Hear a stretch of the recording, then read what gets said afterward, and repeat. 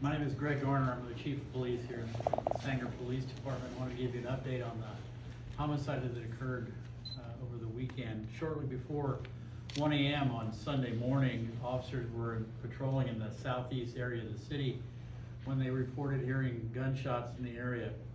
Shortly thereafter, we started receiving numerous calls, 911 calls, also reporting gunshots in the area. When our officers arrived in the area of I Street and Edgar, they discovered the victim, Maria Guadalupe Garcia Gaspar, 17-year-old student from the Sanger Unified School District, lying in the roadway. She had been the victim of a gunshot wound. Life-saving efforts that were conducted by our personnel and EMS who responded to the scene were unsuccessful, and the victim succumbed to her wounds. The autopsy later showed that the victim had suffered from a single gunshot wound to the back of her neck. In all likelihood, she died instantly. Further investigation, the victim, who, according to our information, had no ties or affiliations with any gangs or gang activity, left her home shortly after midnight. The time between when she left her home and when this event occurred, about an hour, her whereabouts were unknown. After the attack, the suspects, and at this point we have indication there were at least two people involved, left the area on foot and confronted a neighbor who had exited his residence after hearing the gunshots. The two subjects fired, at least one of the two subjects fired multiple rounds in his direction. Somewhere in the neighborhood of 15 or 16 rounds were fired. He was not hit. The suspects continued on foot and left the area. Other witnesses said they saw two vehicles leave the area about that time. One was a white Nissan Altima or Vespa, or I think that's what it's called. The other was possibly a black Camaro. Our detectives are currently spending time in the area. We've obtained a number of pieces of video from privately owned video cameras that are installed in some of the residences around that area. We're reviewing that. We're also reviewing video from our own surveillance cameras that are at several of the major intersections and parks that are in that particular area. At this point, we don't have a motive for the crime, and we are asking anyone who may have information to call us here at our station, 875-8522. If you wish to remain anonymous, you can contact Valley Crime Stoppers at 498-STOP. Joining me this afternoon is Adela Jones, Superintendent, Sanger Unified School District, who also has a statement. Thank you, Chief Garner. Again, I'm Adela Jones. I'm the Superintendent for Sanger Unified School District, and it is with great sadness that I am here. On behalf of the district, we do offer our condolences, and our thoughts and prayers are with Maria's family. Maria did go by Lupe here in our schools. She was a student in Sanger Unified since kindergarten. And talking with staff today, they remember her as a quiet, polite young lady who loved art and was very artistic herself. So our crisis response team has been made available to staff and students at the school she attended, Kings River High School. And we are again working with Chief Garner to hopefully support the investigation in any way. And this is a tragic loss for our entire community. And so we again hope that people can come forward and help the Sanger Police Department solve this crime. Thank you. If you have any questions, I'll be happy to answer them. What number of homicide is this for the city of Sanger? This year? Yes. This is the first one. We actually haven't had a homicide in 16 months here in Sanger. You said it was a Nissan white Altima or Vespa? Yes. Versa. Versa, okay. And, you know, right now, does she live nearby the scene of where the crime happened, or? She lives about a half a mile to the west of that location.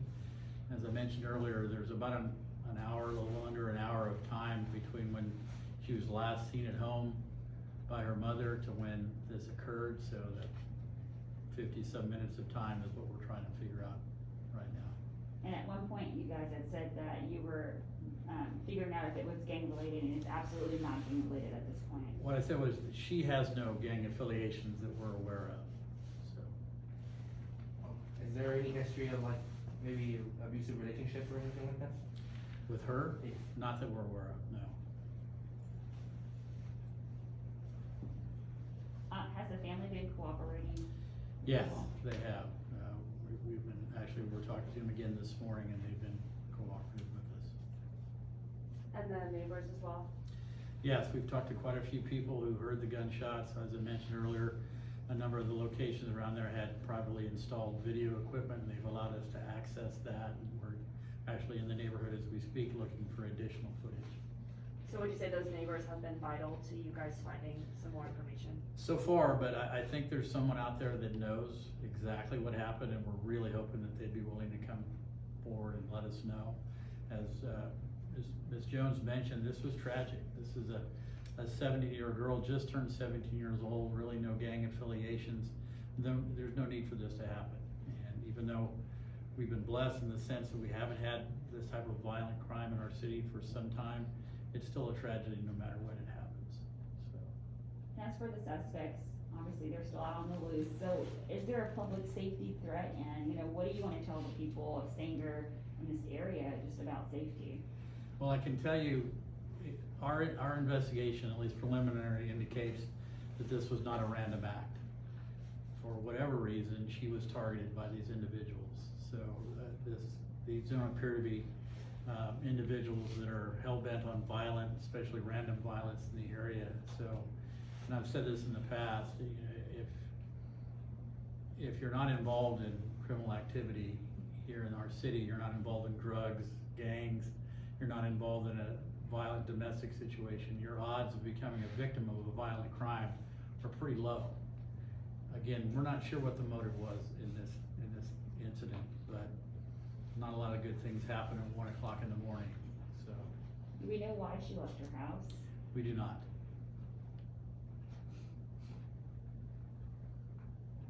Any additional information from witnesses that can help in aiding in finding the suspects? Not yet. I'm really hopeful that some of the video information that we've been able to receive will be helpful in identifying these subjects. Right now, it's a little bit difficult because of the quality of the video, but we're gonna be asking for assistance from a couple of state agencies to help us enhance that, and if we're lucky, they'll be able to give us a good picture of who did this. So, I think I read some comments about, there had been like a formal, like a dance that night. There was a dance for Sanger High School. It was their winter formal that night, but she did not attend the winter formal. And Adela, you had mentioned earlier that school is providing grief counseling. Did you all have to actually use those services for any students or teacher or faculty today? We did. We did have some counselors and our school psychologist there in the campus, and yes, they were used today. And are there any vigils or memorials being held for her today that you guys are aware of? None that I'm aware of. we haven't been made aware of any either, so. Does she have siblings at the school? No, she has an older brother who had graduated a few years ago, but no younger siblings in our schools. And you also had mentioned that her name was Lupe, she went by Lupe. She went by Lupe. But I think I heard you say something about Gaspar. Gaspar is her last name. Yeah, her full name is Maria Guadalupe Garcia Gaspar. Okay, so it's fair to say Gaspar, cause like the name, we've been calling her Maria Garcia. Yeah, Gaspar is, her mother remarried, I believe, and her last name it's spelled G-A-S-P-A-O. G-A-S-P-A-O. And that's how her school records have her name like as that as well.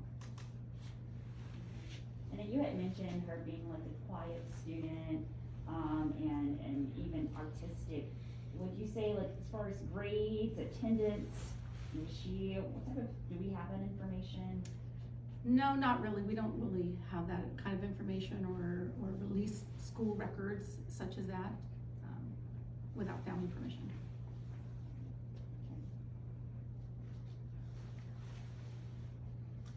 And last, Chief, but Yeah, not least, sure. can you just comment, like you said, this is the first homicide in 16 months, and it happens to be a minor. I mean, this has to be heartbreaking for the city and for the school district. It certainly is. As I mentioned earlier, it's always a tragedy when someone loses their life to a violent act. But someone so young, with so much life ahead of them, it makes it especially difficult for us to deal with. I just want to double check too. I'm assuming since she went to kindergarten through Sanger School District, is she born in Sanger? I don't have that. I don't have that Oh, you don't? information. Okay. No. And was she a junior? She was a junior in high school, yes. I'm not sure if I missed it, but, do you guys know where she was coming from or headed to that night? No, as I mentioned, her mom last saw her at home shortly after midnight, on, I guess, Saturday night, Sunday morning. And the event occurred just prior to 1 AM, so it was about 50 minutes of time that's unaccounted for. And there was another person that was, all shots were fired at that person. Is that person affiliated to her in any way? Not that we're aware of, no. I believe it's just someone who lived a few houses down, who probably heard the initial gunfire and came out to see what was going on, and was confronted by the suspects as they were leaving on foot. And we're lucky that, if you heard the tape and heard the number of shots that were fired, we're lucky that no one else was injured as well.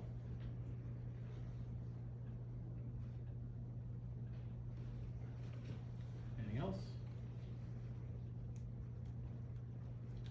Okay, thank you so much for coming out. Thank you.